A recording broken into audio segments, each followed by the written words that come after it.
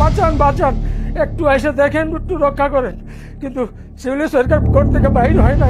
বিবেক যদি করা হয় তাহলে সে সিজার করতে পারবে।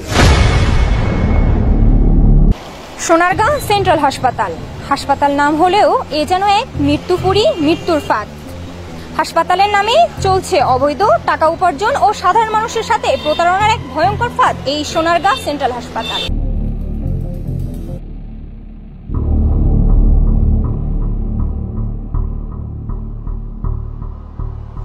ভুয়া নামধারী গাইনি ডক্টর শিউলি সরকার সিএমইউ ও ডিএমইউ অর্থাৎ আল্ট্রা ডিগ্রিধারী হয়ে এই শিউলি সরকার কাউকে পরোয়া না করেই করছেন গাইনি বিশেষজ্ঞ ও সার্জনের কাজ, ঠিক যেন কামার হয়ে স্বর্ণকারের দায়িত্ব পালনের মতো।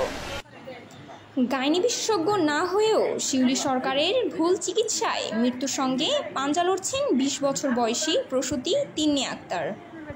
ম্যাডাম, আমার নাম মোহাম্মদ। হাসপাতাল খুলছে, খোলার পর সিকিউরিটি গার্ড, নার্স তারা দৌড়ে সবাই আসার পর আমার মেয়েকে দেখে। মেয়েকে দেখার পর শিউলি সরকার ডাক্তারকে নার্সরা বহুতভাবে অনুরোধ করছে বোনের মাধ্যমে যে ম্যাডাম আপনার রুগী আসছে, আপনার রুগী মৃত্যু অবস্থায় ছটফট করতেছে, আপনি আসে একটু ম্যাডাম রুগীকে দেখেন। তখন ম্যাডামের কাছে ম্যাডামে আসে নাই।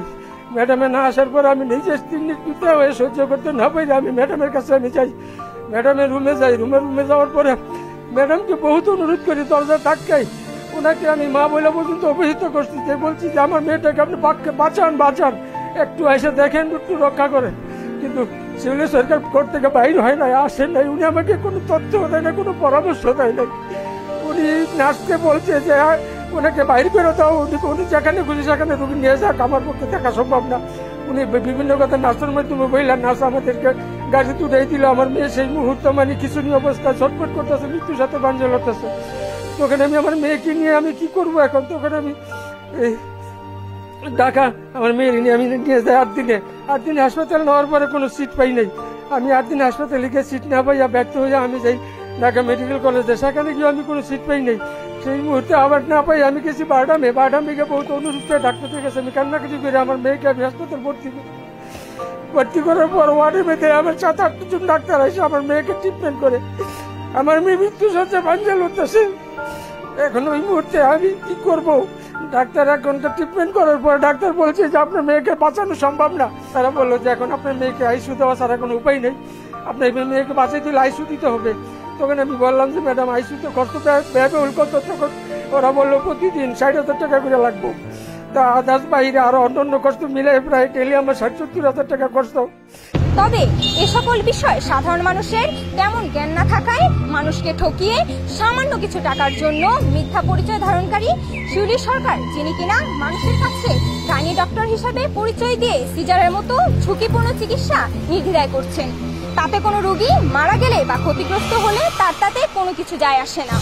আর এই যে ভুল চিকিৎসার কারণে না, ভুল চিকিৎসাটা আসলে কেন করলো এটা আপনি ডক্টরকে প্রশ্ন করবেন, ডক্টরকে বলবেন যে আপনি এই ভুলটা করছেন, আপনি এর জবাব আমাকে দেন, সেটা আপনি ডক্টরকে করবেন। কিন্তু আপনার কি মনে হচ্ছে না এমন একজন অযোগ্য ডক্টরকে আপনি আপনার হসপিটালের ভিতরে বসিয়ে এটা কি আপনার অপরাধ হলো না? তিন্নি নামের কোনো আপনাদের পেশেন্ট ছিল?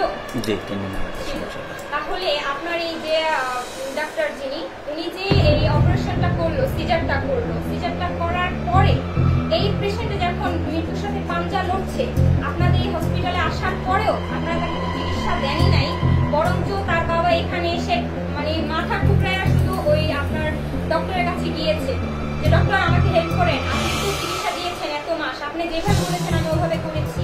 তো তার চিকিৎসা সে কেন ভুল চিকিৎসা দিল? ওইটা অপরাধ করছে।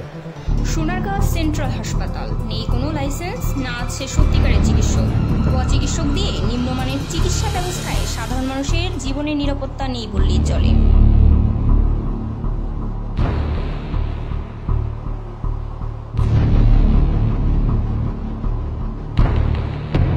এই আইন প্রশাসনের কাছে আমি বিচার চাই। আমি বড় অসহায়, বাংলার প্রতিটি মানুষের কাছে আমি এটা বিচার চাই, সুষ্ঠু বিচার চাই।